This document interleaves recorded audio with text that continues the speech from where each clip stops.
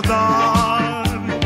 Un minuto alla partita, mi mordo già le dita, chissà se poi si vincerà. Sono già pronti i giocatori e tutto un batticuori, lo stadio esplode già.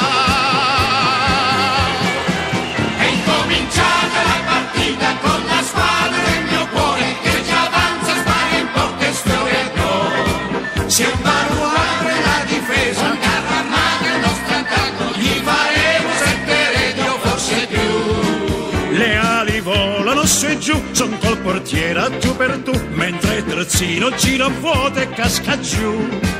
Il centro attacco salta su, di petto stop e mette giù, di destro tira ed ecco il gol!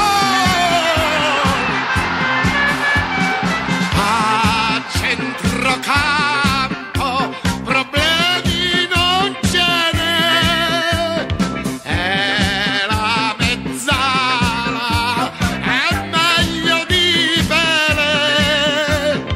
Il centro avanti avanza come un re, dentro l'area una saetta, ma c'è chi lo scambetta per non farlo segnare più.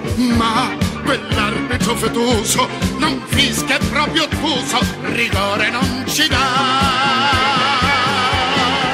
È incominciata la partita con la squadra del mio cuore che già avanza, spara in porta e sfiora il gol. Se un baluardo la difesa, un carro armato il nostro attacco, gli faremo 7 reti o forse più.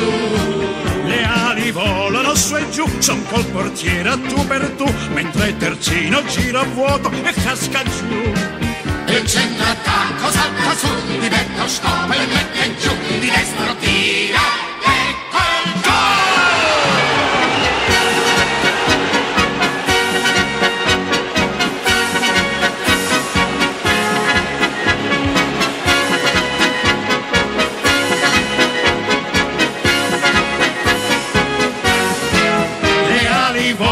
Su e giù, son col portiere a tu per tu, mentre il terzino gira vuoto e casca giù.